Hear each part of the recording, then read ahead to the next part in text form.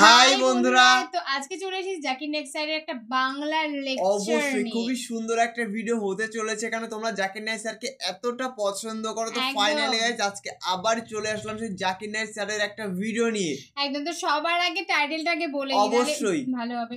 তো বলছে যে দুনিয়াতে কিসের এত টেনশন, মানে দুনিয়াতে কিসের এত টেনশন।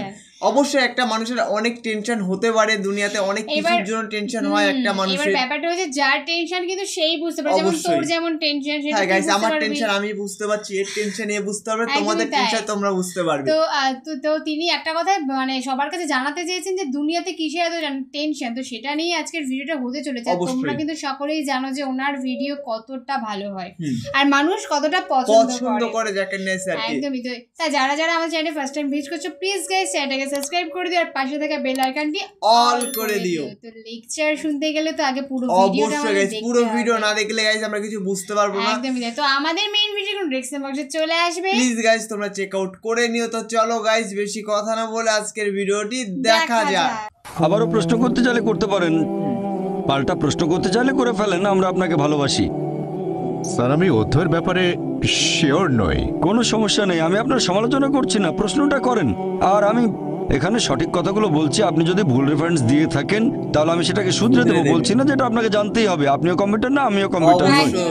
তবে আমার মনে হয় এটা আছে 8 নম্বর সূরাতে, সম্ভবত সূর্য পৃথিবীর চারপাশে ঘুরছে। কোরআনের কোথাও এটা বলা নেই, আপনাকে আমিই বলছি। যে আয়াতটা বলেছেন সেটা সূরা আম্বিয়া অধ্যায় 21 আয়াত নাম্বার 33। তসলিমা নাসরিন এটা বলেছিল, এছাড়াও ইসলামের অনেক সমালোচকও বলেছিল। অধ্যায় 8 মানে সূরা আনফালের কোথাও বলা হয়নি যে সূর্য ঘুরছে, কোনো আয়াতেই বলছে না সূর্য ঘুরছে। এর কাছাকাছি যে আয়াতটা পাবেন, যদি আরবি না জানেন তাহলে কোরআনের অনুবাদ পড়েন, এটা সূরা আম্বিয়া। আপনার রেফারেন্সটা ছিল কাছাকাছি, মাত্র 11টা আয়াতের পার্থক্য। আপনার রেফারেন্সটা ছিল সঠিক, অধ্যায় নাম্বারটা সেটা 21, তবে আয়াতটা 22 নাম্বার ছিল না, সেটা ছিল 33। আপনার কাছে কোরআন আছে? না, অধ্যায় নম্বর 21 আয়াত 22, ঈশ্বর বিশ্ব জগৎকে নিয়ন্ত্রণ করেন। আচ্ছা, আরেকটা, ঈশ্বর মহাবিশ্বকে নিয়ন্ত্রণ করেন। এখন আমি আপনাকে বলি, বিজ্ঞান এখনো এতটা উন্নত হয়নি যে আল্লাহ সুবহানাহু ওয়া তাআলা সম্পর্কে কিছু জানাতে পারবে। একটা লেকচার দিয়েছিলাম is the Quran God's word, সেখানে বৈজ্ঞানিকভাবে প্রমাণ করেছি যে আল্লাহ সুবহানাহু ওয়া তাআলা আছেন। ভলান্টিয়ারদের অনুরোধ করবো ওনাকে একটা ভিডিও ক্যাসেট দিতে। ভাই আশরাফকে অনুরোধ করছি, আপনি ভলান্টিয়ারদের বলেন আমি আপনাকে গিফট করব একটা video cassette is the Quran God's word. সেখানে বেশ কিছু বৈজ্ঞানিক বিষয় নিয়ে আমি বলেছি আর আমি প্রমাণ করেছি বিজ্ঞান দিয়ে যে আল্লাহ সুবহানাহু ওয়া তাআলা অবশ্যই আছেন। তাই আজকের বিজ্ঞান আর সেরা বিজ্ঞানীরা ঈশ্বরকে তারা বাদ দিচ্ছেন না, তারা ঈশ্বরের নকল রূপগুলো বাদ দিচ্ছেন। লা ইলাহা, তারা আল্লাহকে বাদ দিচ্ছেন না, বরং ঈশ্বরের নকল রূপগুলোকে তারা বাদ দিচ্ছেন। লা ইলাহা ইল্লাল্লাহ, বুঝলেন? পৃথিবীর সেরা বিজ্ঞানীরা এটা বলছেন। তারা সবাই ঈশ্বরে বিশ্বাস করেন, বেশিরভাগ, কেউ কেউ হয়তো বিশ্বাস করে না, তবে বেশিরভাগ বিজ্ঞানী মানেন একজন সৃষ্টিকর্তা অবশ্যই আছেন। বিশ্বজগৎ কিভাবে সৃষ্টি হয়েছে, বর্তমানের বিজ্ঞান আমাদের বলছে যে এই বিশ্বজগৎ কিভাবে সৃষ্টি হয়েছে, কিভাবে? বিগ ব্যাং এর মাধ্যমে, ঠিক? হ্যাঁ, খুব ভালো, বিগ ব্যাং। আর বর্তমানের বিজ্ঞান বলে যে একেবারে প্রথম দিকে ছিল বিন্দু, পুরো বিশ্বজগৎ, তারপর সবকিছু আলাদা হয়ে গেল, একটা বিস্ফোরণ, সেখান থেকে হলো গ্যালাক্সি, তারপর হলো নক্ষত্র, বিভিন্ন গ্রহ, চাঁদ, সূর্য, আমাদের এই পৃথিবী। এটাকেই বলা হয় বিগ ব্যাং। আমরা বিগ ব্যাং সম্পর্কে কবে জানতে পেরেছি? 20 বছর, 30 বছর, 40 বছর আগে, ঠিক? হ্যাঁ ঠিক। আল্লাহ পবিত্র কোরআনে বলেছেন সূরা আম্বিয়া অধ্যায় নম্বর 21 আয়াত নাম্বার 30, আল্লাহ 1400 বছর আগে বলেছেন, আল্লাহ বলেছেন যে অবিশ্বাসীরা কি এটা দেখে না আকাশমণ্ডলী আর পৃথিবী ওতপ্রোতভাবে মিশেছিল? অবিশ্বাসীরা কি দেখে না যে আকাশমণ্ডলী ও পৃথিবী মিশেছিল, আমি তাদের পৃথক করে দিলাম? তাহলে আল্লাহ বলছেন আকাশ আর পৃথিবী একসাথে ছিল, আমি তাদের আলাদা করে দিলাম। বিজ্ঞানীরা এখন এই বিগ ব্যাং সম্পর্কে বলছেন, আর কোরআন 1400 বছর আগেই সেটা সংক্ষেপে বলেছে। এ কথা কে বলতে পারেন? বিজ্ঞান তো সে সময় উন্নত ছিল না। কে? আমাদের স্রষ্টা। এভাবে পুরো একটা লেকচার দিয়েছি। আপনি আমার ভিডিও ক্যাসেট দেখেন, কোরআন এন্ড মডার্ন সায়েন্স আর is the Quran God's word. ইনশাআল্লাহ যদি আপনি খোলা মন নিয়ে দেখেন তাহলে আপনিও এটা মানবেন আল্লাহ একজন আর তিনি বিশ্বজগতের স্রষ্টা। একদম। ধন্যবাদ। আপনি যে কোনো প্রশ্ন করতে পারেন, আমার কখনোই খারাপ লাগবে না। আমি জানি আপনার কথা পরস্পর বিরোধী না হলেও কোনো সমস্যা নেই, এটা আমার কাজ, আমি একজন দায়ী, এটা আমার পেশা। আমার সমালোচনা করতে পারেন, কোরআনের সমালোচনা করতে পারেন, আমার বয়স কম, এগুলো আমি নিতে পারবো, আলহামদুলিল্লাহ, কোনো সমস্যা নেই। আমি কখনোই বিরক্ত হব না, আপনি যে কোনো প্রশ্ন করতে পারেন, কোনো সমস্যা নেই। এখন প্রশ্ন করলেন যে আমি যখন লেকচার দিচ্ছিলাম বলেছিলাম শুধু আনন্দের জন্য আমরা পশু হত্যা করব না, খেলার জন্য। শিকার করে কোনো পশুকে হত্যা করবেন না, কোনো উদ্দেশ্য ছাড়া নয় যে শিকার করে মজা পেলেন। এখন আমরা ননভেজ শুধুমাত্র স্বাদের জন্য খাই তা নয়, খাই বেঁচে থাকার জন্য। যদি বলেন পশু পাখির মাংস খাবেন না, তাহলে তো শাকসবজিও খাবেন না, তখন খাবো কিভাবে, বাঁচবো কিভাবে? অবশ্যই আমরা বাঁচবো কিভাবে? তাহলে একটু পরিষ্কার করি, যেটা আবশ্যিক আমি সেটার কথা বলছি না, কিন্তু ধরেন একটি পশুর মাংস সুস্বাদু আর শুধুমাত্র আমার ভালো লাগার জন্যই পশুটাকে হত্যা করছি, হয়তো খিদে লেগেছে, এটা কি পাপ হবে? যদি খাবার জন্য হয়, স্বাদ ভালো হলে কোনো সমস্যা নেই, আপনাকে তো খেতে হবে। খাবার না খেলে বাঁচতে পারবেন না, ঠিক। খাবার না খেলে টিকে থাকতে পারবেন না। তাই ঈশ্বর বলেছেন, এটা আছে মনুস্মৃতিতে অধ্যায় 5 অনুচ্ছেদ নম্বর 30, কিছু প্রাণীকে সৃষ্টি করা হচ্ছে খাদক হিসেবে আর কিছুকে আমি খাদ্য। মনুস্মৃতির ব্যাপারে জানতে চাচ্ছি না, আমি তো পড়েছি। তবে আমি এটা জানতে আগ্রহী না। আমি জানতে চাচ্ছি আপনার মতামত কি? আমার এটা কি মতামত- সঠিক না ভুল? শুধুমাত্র খেতে সুস্বাদু বলে কোনো পশু হত্যা সঠিক কিনা? প্রাণী হত্যা করা মোটেও অপরাধ হবে না যদি করে থাকেন খাবারের জন্য। অনেক অনেক ধন্যবাদ। কেন? কারণ কোরআন অনুমতি দিয়েছে সূরা মাইদা অধ্যায় 5 আয়াত 1। মনুস্মৃতিও বলছে, আপনি হয়তো জানতে চান না কিন্তু অন্যদের জন্য বলছি, মনুস্মৃতির এই কথাটা আমি বিশ্বাস করি কিন্তু অন্য কথাগুলো বিশ্বাস করি না। তবে মনুস্মৃতির এই অনুচ্ছেদটা বিশ্বাস করি, অধ্যায় 5 অনুচ্ছেদ 30, সর্বশক্তিমান ঈশ্বর কিছু প্রাণীকে বানিয়েছেন খাদক আর কিছুকে খাদ্য। তাহলে যদি খাওয়ার উপযোগী কোনো প্রাণীর মাংস খান, সেটা পাপ হবে না। একইভাবে পবিত্রকরণ বলছে কিছু প্রাণীকে সৃষ্টি করা হয়েছে খাবার জন্য। তবে হ্যাঁ, যদি নিষিদ্ধ কোনো প্রাণীর মাংস খান তাহলে সেটা পাপ হবে। তাহলে সেই গবাদি পশু, ভেড়া, গরু ইত্যাদি যেগুলো খাওয়ার অনুমতি আছে পবিত্র কোরআনে, সে প্রাণীর মাংস যদি খান সেটা সুস্বাদু হলেও কোনো সমস্যা নেই। কিছু মানুষ তো সুস্বাদু ভেজিটেবল খেতে চায়, কেউ খায় বেগুন, কেউ হয়তো খায় ফুলকপি, কোনো সমস্যা নেই। যদি আপনার কথা মেনে নেই তাহলে তো কিছুই খাওয়া যাবে না। হয় আমাদের গাছপালা হত্যা করতে হবে, না তো প্রাণী হত্যা। তো খাওয়ার সময় যদি ভালো খাবার খান, খাবার নষ্ট না করেন, খাবার নষ্ট করা ঠিক না, খাবার নষ্ট করা এটা ভালো না। যদি হত্যা করেন খাওয়ার জন্য, বেঁচে থাকার জন্য, সেটা সুস্বাদু হলেও সমস্যা নেই, অনুমতি আছে। পবিত্র কোরআনে কথা বলছে সূরা মাইদা অধ্যায় 5 আয়াত 1, সূরা নাহল অধ্যায় 16 আয়াত 5, এছাড়াও সূরা মুমিনুন অধ্যায় 23 আয়াত 21। আশা করি উত্তরটা পেয়েছেন। এবারের প্রশ্ন পুরুষদের মধ্য থেকে। তবে 50 বছর আগে বা কয়েকশো বছর আগে আমার মনে হয় না পুরো পৃথিবী জুড়ে ইসলাম প্রচারিত হয়েছিল। ঠিক, আপনি বললেন ঈশ্বরের সাথে অন্য কাউকে শরীক করা হলো সবচেয়ে বড় পাপ। তবে একজন লোক হয়তো পৃথিবীর এক প্রান্তে জন্মেছে, সে হয়তো মানে দেবতা শিব অথবা বিষ্ণুকে অথবা যীশু খ্রিস্টকে, সে তখন মনে করে যে এটা ঈশ্বর। এখন সেও কি কোনো পাপ করছে? ভাই খুব সুন্দর প্রশ্ন করেছেন যে পৃথিবী তো অনেক বড়, ইসলাম এসেছে মাত্র 1400 বছর আগে আপনার মতে, আর মানুষ হয়তো ইসলাম সম্পর্কে জানতো না। কারো কাছে ঈশ্বর ছিল শিব, কারো কাছে ব্রহ্মা। এখানে সমস্যা কোথায়? কেউ মানে যীশু খ্রিস্ট হলেন ঈশ্বর, সমস্যা কোথায়? আমি কম্পারেটিভ রিলিজিয়নের একজন ছাত্র, পবিত্র কোরআন বলছে এটা ঠিক না, এমনকি হিন্দু ধর্মগ্রন্থ বলছে, খ্রিস্টানদের ধর্মগ্রন্থ, যীশু ঈশ্বর কি নয় প্রসঙ্গে বলেছি, খ্রিস্টানদের ধর্মগ্রন্থ বলছে এটা ঠিক না। তাহলে খ্রিস্টানরা উপাসনা করে কেন? আগামীকাল কেউ আপনাকে ঈশ্বর বলবে অথবা আমাকে ঈশ্বর বলবে, সেটা কি মেনে নেব? আসলে যেটা ভুল সেটা তো ভুলই। এখন ব্রহ্মা সম্পর্কে বলি, ঈশ্বরকে যদি ব্রহ্মা বলেন অথবা শিব হলেন ঈশ্বর, আপনারা খেয়াল করলে দেখবেন এই কথাগুলো আছে ঋগ্বেদে। ঋগ্বেদ গ্রন্থ নম্বর 2 অনুচ্ছেদ 1 পরিচ্ছেদ 3, সর্বশক্তিমান ঈশ্বরকে 33টি আলাদা নামে ডাকা হয়েছে শুধুমাত্র ঋগ্বেদে গ্রন্থ 2 অনুচ্ছেদ 1। তার একটা হচ্ছে ব্রহ্মা। ব্রহ্মা অর্থ সৃষ্টিকর্তা। সৃষ্টিকর্তার আরবি করলে হবে খালিক। আমাদের মুসলিমদের কোনো আপত্তি থাকবে না যদি কেউ বলে সর্বশক্তিমান ঈশ্বর খালিক, সৃষ্টিকর্তা বা ব্রহ্মা। কিন্তু কেউ যদি বলে ব্রহ্মা হলেন সর্বশক্তিমান ঈশ্বর যার 4টা মাথা, প্রত্যেক মাথায় একটা মুকুট, আমরা মুসলিমরা এই কথায় প্রবল আপত্তি জানাবো। এছাড়াও আপনি যাচ্ছেন যজুর্বেদের বিরুদ্ধে। অধ্যায় 32 অনুচ্ছেদ 3 বলা হয়েছে মহান ঈশ্বরের কোনো প্রতিমূর্তি নেই। বিষ্ণুর ব্যাপারও এক। বিষ্ণু মানে পালনকর্তা। এই পালনকর্তা বা রক্ষাকর্তা শব্দটাকে যদি আরবি করেন সেটা হবে রব। আমাদের মুসলিমদের কোনো আপত্তি নেই যদি কেউ সর্বশক্তিমান ঈশ্বরকে বলে রব বা পালনকর্তা বা রক্ষাকারী বা বিষ্ণু। কিন্তু যদি কেউ বলে বিষ্ণু হলেন সেই ঈশ্বর যিনি সাপ দিয়ে তৈরি আসনে করে ঘুরে বেড়ান, 4টা হাত আছে, একটা হাতে চক্র, বাম হাতে শাঁখ, গরুর নামে একটা পাখির পিঠে চড়ে বেড়ান, আমরা মুসলিমদের প্রবল আপত্তি জানাবো। এছাড়াও আপনি যাচ্ছেন শ্বেতাসূত্র উপনিষদের বিরুদ্ধে। অধ্যায় নম্বর 4 অনুচ্ছেদ 19 বলা হয়েছে ঈশ্বরের কোনো প্রতিমূর্তি নেই। তাহলে ভাই, যদি কিছু মানুষ ভুল জিনিস মেনে চলে, এমন ব্রহ্মাকে মানে যার কোনো প্রতিমূর্তি নেই, আর তার সাথে যদি কাউকে শরীক না করে, কোনো সমস্যা নেই। আপনার প্রশ্ন নিয়ে বলি যে মানুষ হয়তো ইসলামের কথা জানে না। আমার লেকচার আগেও বলেছি যে ইসলাম কোনো নতুন ধর্ম নয় যেটা এসেছে 1400 বছর আগে। ইসলাম আছে সভ্যতার পূর্বলগ্ন থেকে, আর যীশু খ্রিস্ট নিজেও প্রচার করেছেন ইসলাম। যিশু বলেছেন আমার ইচ্ছা নয়, গসপেল অফ জন অধ্যায় 5 অনুচ্ছেদ 30, আমার ইচ্ছা নয় পিতার ইচ্ছা পূরণ করি। যদি কেউ বলে আমার ইচ্ছা নয় সর্বশক্ত ঈশ্বরের ইচ্ছা, সে মুসলিম। তাহলে যিশু খ্রিস্ট বা ইসলাম ছিলেন একজন মুসলিম। ঈশ্বরের কাছে আত্মসমর্পণ ছাড়া কিছুই প্রচার করেননি। এই কথাগুলো আরবি করলে হবে ইসলাম। আদম আলাইহিসসালাম আল্লাহর কাছে আত্মসমর্পণ বাদে আর কিছুই প্রচার করেননি। নূহ নবী আল্লাহর কাছে আত্মসমর্পণ বাদে কিছুই প্রচার করেননি। মুসা নবী আল্লাহর কাছে আত্মসমর্পণ বাদে কিছুই প্রচার করেননি। যিশু খ্রিস্ট আল্লাহর কাছে আত্মসমর্পণ বাদে কিছুই প্রচার করেননি। সবাই শান্তিতে থাকুন, কথাটার আরবি করলে হবে ইসলাম। মুহাম্মদ সাল্লাল্লাহু আলাইহি ওয়াসাল্লাম হলেন সর্বশেষ ও চূড়ান্ত নবী।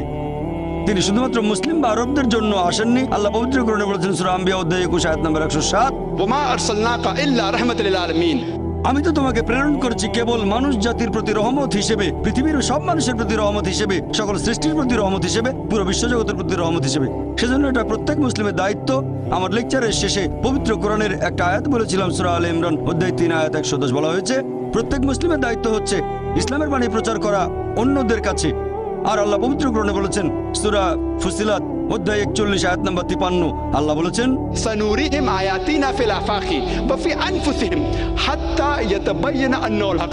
তাদের জন্য আমার নিদর্শনগুলো ব্যক্ত করব দিগন্ত রেখার সবচেয়ে দূরবর্তী এলাকায় এবং তাদের নিজেদের মধ্যে, যতক্ষণ তাদের কাছে স্পষ্ট না হয় এটাই সত্য। পৃথিবীতে কিছু মানুষ হয়তো থাকে অনেক দূরে কোনো জায়গায়, আর তারা ইসলামের কথা শোনেনি আপনার মত অনুযায়ী। আল্লাহ বলেছেন যে তিনি তার সত্যের বাণী পৌঁছে দেবেন প্রত্যেক মানুষের অন্তরে দিগন্ত রেখার নিদর্শন দিয়ে তাদের নিজেদের মধ্যে। তাহলে আমাদের স্রষ্টা আল্লাহ সুবহানাহু ওয়া তাআলা নিজেই এই বাণী পৌঁছে দেবেন, স্রষ্টার কাছে আত্মসমর্পণের বাণী পৌঁছে দেবেন। তাই আমরা দায়িত্ব পালন না করলেও বাণীগুলো ঠিকই পৌঁছে যাবে। তখন সেটা প্রত্যাখ্যান করলে আপনি ক্ষতিগ্রস্ত হবেন। যদি গ্রহণ করেন তাহলে পরীক্ষায় পাশ করবেন। আশা করি উত্তরটা পেয়েছেন। এবারের প্রশ্ন মহিলাদের মধ্য থেকে। আসসালামু আলাইকুম ওয়া রাহমাতুল্লাহি ওয়া বারাকাতুহু। আল্লাহ জানেন মানুষ পাপই করবে। যদি তাদের আবার পৃথিবীতে পাঠানো হয় দোজখের আগুনের স্মৃতিটা মুছে দিয়ে, এখন আল্লাহ কেন পৃথিবীর সব মানুষকে দেখালেন না যে তারা পরকালে জীবনে এরকম শাস্তি পাবে? তাহলে মানুষ সবকিছু নিজের চোখে দেখে আল্লাহকে ভয় করত আর সঠিক পথে চলতো। বোন খুব সুন্দর প্রশ্ন করেছেন যে আমরা যদি পরকালের জীবনে দোজখের আগুন সত্যি সত্যি দেখতে পেতাম, সবাই তাহলে বিশ্বাস করত আর কেউ খারাপ কাজ করতো না। কিন্তু আল্লাহ তাদের ফিরিয়ে নিয়ে স্মৃতি মুছে ফেলবেন না, কারণ তাহলে তারা আবার একই ভুল করবে। আল্লাহ তাদের এখানে দেখাচ্ছেন না কেন? খুব সুন্দর প্রশ্ন বোন। আল্লাহ এখানেও কিছু নিদর্শন দেখান। আল্লাহ পবিত্র কোরআনে বলেছেন দোজখের আগুন সম্পর্কে। কিন্তু অনেকে বলে আরে দোজখে কে যাবে, আগুন তো নাও থাকতে পারে। আমরা মনে করি বেহেশত আবার কোথায়, এ ব্যাপার নিয়ে পরে চিন্তা ভাবনা করবো। আরে এটা বিশ্বাস করি না, যদিও আল্লাহ বলেছেন, তবে আমরা সেটা বিশ্বাস করি না। এরপর ট্রেলার, আল্লাহ আপনাকে ট্রেলার দেখাবেন, মানে হাইলাইটস এখানেই। যেমন ধরেন এইডস, আল্লাহ পবিত্র কোরআনে বলেছেন তিনি আগে শাস্তি দিয়েছেন অনেক জাতিকে, অনেক কম বা সম্প্রদায়কে তিনি পুরোপুরি ধ্বংস করে দিয়েছিলেন কওমে লূত, এছাড়া অনেক কম। এখনকার দিনে আছে এইডস, 80 দশকের শুরু, 80 প্রথম দিকে। এটা একটা শাস্তি, আল্লাহর তরফ থেকে শাস্তি। অ্যাকোয়ার্ড ইমিউন ডেফিসিয়েন্সি সিনড্রোম, এটা একটা শাস্তি। প্রথমে হোমোসেক্সুয়ালদের হলো, তারপর হেটারোসেক্সুয়ালদের হলো, যারা অবৈধ যৌনাচার করেছে। তাহলে দেখতে পাচ্ছি আল্লাহ তার নিদর্শন দেখাবেন, এই সব কিছু নিদর্শন। যেমন ধরেন বসনিয়া, এটা একটা বিপর্যয় বসনিয়ার লোকদের জন্য। দুই দিক থেকেই কিছু মানুষ অন্যায় করেছে, তারা ছিল মুসলিম। তারা কেমন ছিল? বেশিরভাগই ছিল নিয়ম না মানা মুসলিম, ইসলাম সম্পর্কে জানতো না। আল্লাহ বিপর্যয় দিয়েছেন। হয়তো কিছু মানুষ ছিল ভালো, আর আল্লাহ বলেছেন যখন তিনি শাস্তি দেন সেখানে যারা পাপ করেনি তারাও শাস্তি পেতে পারে, তাদের জন্য এটা পরীক্ষা।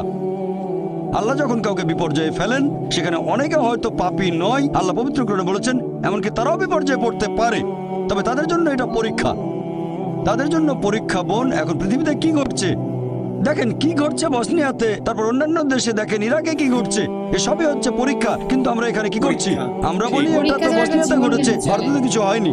ঘটনা ঘটেছে গুজরাটে, মাদ্রাজে কিছুই হয়নি। এই সবই নিদর্শন বোন। আল্লাহ এভাবে ট্রেলার দেখাচ্ছেন। আর আপনারা যদি এই বইটা পড়েন, সর্বশেষ ও চূড়ান্ত আসমানি কিতাব পবিত্র কোরআন, তাহলে জানতে পারবেন তিনি আমাদের স্রষ্টা, একমাত্র তার ইবাদত করা উচিত। আর তিনি আমাদের যা দেন তাতে আমরা বলবো আলহামদুলিল্লাহ। আশা করি উত্তরটা পেয়েছেন। স্যার, আমি জানতে চাচ্ছি, আপনার নাম প্লিজ? মোহাম্মদ ইসাক। কোনো অমুসলিম আছেন মহিলাদের মধ্যে? আচ্ছা ঠিক আছে ভাই, আপনি প্রশ্ন করে যান। পৃথিবী জুড়ে বিশেষ করে মুসলিমরা শাস্তি পাচ্ছে সব জায়গায়, বসনিয়াতে, কাশ্মীরে, ইরাকেও। আপনি আপনার লেকচারে বললেন পৃথিবীতে আমরা মানুষরা শাস্তি পেতে পারি। এখন ব্যাপারটা কি এরকমও হতে পারে যে তারা পৃথিবীতে শাস্তি পাবে, আবার আখিরাতেও তারা শাস্তি পেতে পারে? ভাই আপনি প্রশ্ন করলেন যে মুসলিমরা সব জায়গাতে শাস্তি পাচ্ছে, বসনিয়াতে শাস্তি পাচ্ছে, তারপর পৃথিবীর অন্যান্য দেশেও আমরা এখানে শাস্তি পাচ্ছি, আবার আখিরাতেও শাস্তি পাবো। যদি কেউ হয়ে থাকে সত্যিকারের মুসলিম, সত্যিকারের মুসলিম মানে, মুসলিম শব্দের মানে কি? আব্দুল্লাহ জাকির সুলতান নয়, মুসলিম মানে আল্লাহর কাছে আত্মসমর্পণ যে করে। সত্যিকারের মুসলিমের জন্য এই বিপর্যয় হচ্ছে একটা পরীক্ষা, এটা কোনো শাস্তি নয়। সবচেয়ে বেশি বিপর্যয় এসেছে নবীগণের উপর, সেজন্য আখিরাতে তারা পাবেন জান্নাত। তবে আপনি যদি শুধু নামে মুসলিম হন, হতে পারে আপনার নাম আব্দুল্লাহ, জাকির, মোহাম্মদ ইত্যাদি, আপনি শুধু নামে মুসলিম তবে আল্লাহর নির্দেশ মেনে চলেন না, তাহলে জীবনে শাস্তি পেতে পারেন, আর পরকালের শাস্তি অবশ্যই পাবেন। কারণ আল্লাহ পবিত্র কোরআনে বলেছেন সূরা আলে ইমরান অধ্যায় 3 আয়াত 185, কুল্লু নাফসিন যায়কাতুল মউত, জীব মাত্রই মৃত্যুর স্বাদ গ্রহণ করবে, আর তোমাদের কর্মফল কিয়ামতের দিন পূর্ণমাত্রায় দেওয়া হবে। শাস্তির অংশবিশেষ এখানে পেতে পারেন, আর বাকিটা আখিরাতে। শাস্তির অংশবিশেষ বসনিয়ার যে ঘটনা সেটা অংশবিশেষ, বাকিটা আখিরাতে, চূড়ান্ত বিচার পরকালে। অথবা আপনি বিপর্যয়ে পড়তে পারেন, আল্লাহ হয়তো আপনার পরীক্ষা নিচ্ছেন এখানে, আর আখিরাতে পাবেন জান্নাত। তাহলে আল্লাহর আদেশগুলো মেনে চললে সত্যের পথে থাকবেন, যাই ঘটুক না কেন আপনি বলবেন আলহামদুলিল্লাহ। আশা করি উত্তরটা পেয়েছেন। লেকচার শুনতে এসেছি, আর আপনার যুক্তিগুলো সব মেনে আপনার নাম নিয়েছি। আর পেশা বলুন। মুর্তুজা, আমার নাম মুর্তুজা, আর আমি MBA পড়ছি। আমার একটা ছোট প্রশ্ন আছে। আপনি এই লেকচারে বললেন যে আল্লাহ তাআলা জানেন যে প্রত্যেক মানুষ ভবিষ্যতে কোন কোন কাজ করবে। আমরা আমাদের ভবিষ্যতে কি করব? এই পৃথিবী কেন সৃষ্টি হয়েছে? আমি কোথায় পৌঁছাবো? আমি পরের মুহূর্তেও কি করব সেটা আগে থেকেই ঠিক, তাই না?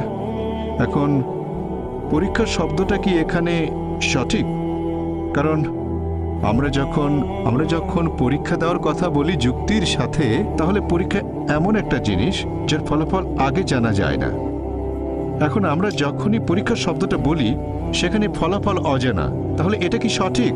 কারণ যদি এটা জানা থাকে, আল্লাহ জানেন এর ফলাফলটা কি হবে, আমাদের প্রত্যেকের কি হবে, আর আমরা কে কোথায় যাব, তাহলে আমরা এখানে এসেছি কেন?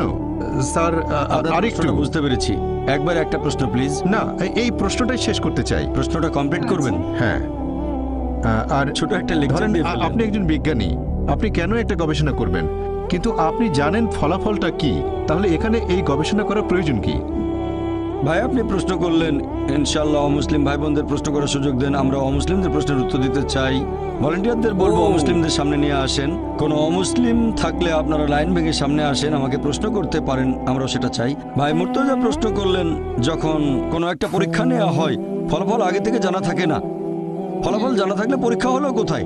একটা সায়েন্টিফিক টেস্টের রেজাল্ট আগে জানা থাকে না, রেজাল্ট আগে জানলে পরীক্ষাটা হলো কোথায়? সুন্দর প্রশ্ন। কেউ আল্লাহকে পরীক্ষা করবে না, আল্লাহ সব ফলাফল জানেন, তবে আল্লাহ এই পরীক্ষাটা দিচ্ছেন না, পরীক্ষা দিতে হবে আমাদের। আপনি আমি আগে ফলাফল জানি না, আমি আমার ফলাফলগুলো জানি না, আমি জানি না বেহেশতে যেতে পারবো কিনা। যদি জানতাম বেহেশতে যাব, তাহলে আজকে কষ্ট করে মাদ্রাজে আসতাম না। এই পৃথিবীর বিভিন্ন দেশে যায়, আমার অনেক পরিশ্রম হয়, আমি তো জানি না আমার জন্য বেহেশত নিশ্চিত কিনা। যদি জানতাম নিশ্চিত বেহেশতে যাব, তাহলে খালি খালি কেন ডাক্তারি ছেড়ে দিয়ে দাওয়া দেবো?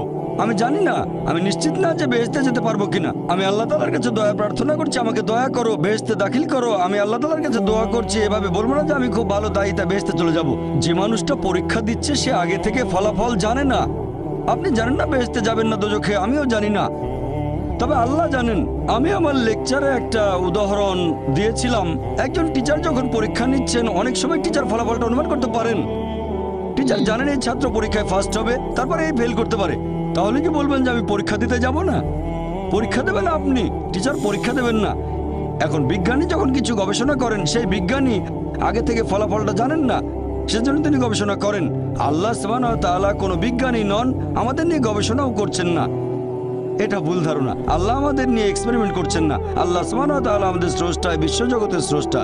তিনি দুনিয়াতে সৃষ্টি করেছেন আমাদেরকে, এই মানুষকে, যাদের রয়েছে স্বাধীন ইচ্ছা, তিনি জানেন। এখন তিনি আমাদের এই পৃথিবীতে জীবন দিয়েছেন, কারণ যদি তিনি এভাবে আমাদের পরীক্ষা না করেন, তাহলে শেষ বিচারের দিনে আপনি আল্লাহ তাআলাকে প্রশ্ন করবেন, আমাকে কেন দোজখে পাঠালেন? যদি আল্লাহ দোজখে পাঠান, এটা আল্লাহ জানেন, আমি জানি না, তাহলে এটা পরীক্ষা। আর আমি আমার লেকচারে বলেছি যে আল্লাহ সুবহানাহু ওয়া তাআলা সুবিচার করেন। এখানে আল্লাহ কোনো রকম পরীক্ষা দিচ্ছেন না, আমাদেরকে আল্লাহর কোনো প্রয়োজন নেই। আল্লাহ এমনিতেই সবচেয়ে মহান, আমরা এখানে পরীক্ষা দিচ্ছি আর আমরা ফলাফলটা জানি না। যেহেতু ফলাফল জানি না, সেজন্য আমরা যথাসাধ্য চেষ্টা করছি। আর আমরা আল্লাহ তাআলার কাছে দোয়া করব, তিনি যেন আমাদের দয়া করেন, আমাদের ক্ষমা করেন, বেহেশতে দাখিল করেন। আমিন। খুবই সুন্দর একটা ভিডিও ছিল, আর জাকির নাইক স্যারকে খুব সুন্দর সুন্দর কোশ্চেন করেছে, আর খুবই প্রশ্নগুলো খুবই সুন্দরভাবে উত্তর দিয়েছে। প্রশ্নগুলো একটু ক্রিটিক্যালও ছিল, মানে এমন ভাবে প্রশ্ন ঘুরিয়ে পেঁচিয়ে বলছে, আমি তো ভাবছি কি না কি বলবে। কিন্তু আর হ্যাঁ, একটা জিনিস দেখলাম, মুসলিম বাদে জাকির নাইক স্যার বলছে নন মুসলিম যারা আছো তাদের মানে সুযোগটা বেশি করে দাও, তারা যেন বেশি করে প্রশ্ন করতে পারে। কারণ তারা যদি প্রশ্ন করে তারা না তাদের মতো করে প্রশ্ন করবে। ওই জন্যই স্যার বলছিল যে যদি অমুসলিম কেউ থেকে থাকো তবে অবশ্যই ওনাকে মানে আমাকে প্রশ্ন করো। তো সত্যি তোমাদের মানে কেমন লাগে জানি না, কারণ তোমরা নিজেদের থেকে খুব ভালো করে জানি না কতটা আমাদেরকে গুছিয়ে বলতে পারো, কিন্তু আমরা কিন্তু ভালোই গুছিয়ে তোমাদেরকে জানাতে পারছি যে মানে ইনি এমন একজন মানুষ, মানে পুরো রোবট। ওটা কোনো বড় কথা না, জাকির নাইক স্যার যে এত সুন্দরভাবে প্রশ্ন উত্তরগুলো দিল, সত্যি খুবই ভালো লাগলো। মানে এমন কোনো প্রশ্নের উনি উত্তর দিতে পারেন না আমি আজ পর্যন্ত দেখিনি। এত ভিডিও আমরা দেখেছি কিন্তু কোনোদিন দেখিনি। তো অবশ্যই গাইস তোমরা কমেন্টে জানাও যে ভিডিওটি তোমাদের কেমন লাগলো। জাকির নাইক স্যারের কথাগুলো তোমাদের কেমন লাগে সেটাও অবশ্যই আমাদেরকে জানিও। আর নেক্সট কি ভিডিও তোমাদের পছন্দ, মানে তোমরা দেখতে চাইছো বা আমরা কি ভিডিও করব সেটা অবশ্যই তোমরা জানিও, তোমরা কমেন্টে জানিও। আর এইভাবেই কিন্তু আমাদের পাশে তোমরা সাপোর্ট করতে থাকো। অবশ্যই তোমরা এত সুন্দর সুন্দর আমাদের কমেন্ট করো, যে কমেন্ট দেখে আমরা তো পুরো ভাবি যে সত্যি বাংলাদেশের মানুষ এতটা ভালো কি করে হতে পারে। সত্যি গাইস তোমরা যেভাবে আমাদেরকে সাপোর্ট করছো, প্লিজ গাইস এভাবে আমাদের পাশে থেকো, তাহলে আমরা এরকম ধামাকাদার ভিডিও গাইস তোমাদের সামনে নিয়ে গাইস চলে আসবো। তাই তোমাদের একটা কমেন্ট হবে আমাদের নেক্সট ভিডিও, তোমরা সবাই কিন্তু কমেন্ট করতে থাকো। তো চলো গাইস নতুন কোনো ধামাকাদার ভিডিওতে তোমাদের সাথে আবার দেখা হবে। আজকের মতন এখানেই, টাটা।